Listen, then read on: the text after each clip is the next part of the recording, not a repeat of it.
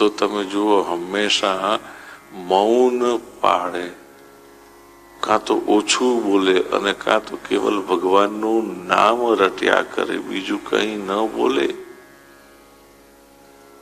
કેમ બોલે? જાણતા કે અજાણતા કંઈક એવું બોલાઈ ગયું અને એને પૂરું કરવા મારા નાથે તકલીફ લેવી પડે. મારા નાથને મારાથી મારા સ્વાર્થ માટે કષ્ટ કેમ અપાય? ભક્તો બહુ કાળજી રાખે, બહુ ધ્યાન રાખે કે ક્યાંક એવું ન બોલાઈ જાય. એટલા જ માટે કહ્યું કે ભક્તો 3 વસ્તુ કરે, કાં મૌન રહે, કાં ભગવાનના નામનું રટણ કરે,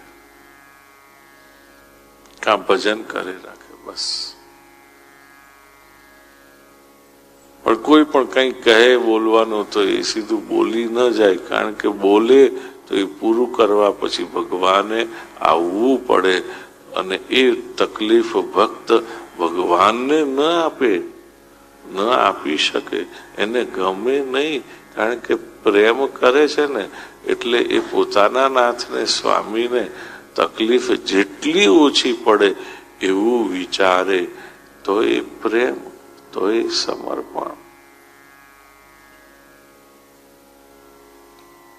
પુરાણ આદિમાં બતાડ્યું છે કે તમારે ઉપર જતી વખતે સારી રીતે જવું છે તો તમે જીવનમાં કોકને રથ આપો, ગાડી આપો, તો તમે જ્યારે ઉપર જવાનો વારો આવે ને ત્યારે તમને પણ રથમાં લઈ જાય.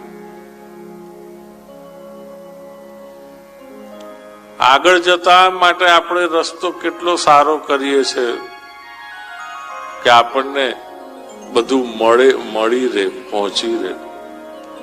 આપણે ખાટલાનું દાન કરીએ છીએ, શૈયા દાન કહે છે. કેમ કે જઈએ ત્યારે હુતા હુતા જવાય. બોલ ગોવર્ધન.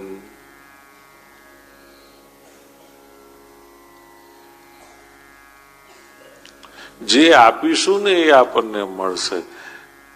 શિવપુરાણમાં તો એટલું બધું સ્પષ્ટ ઉલ્લેખ કર્યા છે આપવાની બાબતમાં, દાનની બાબતમાં, કે જેની વાત ના પૂછો. બસ વહેંચો.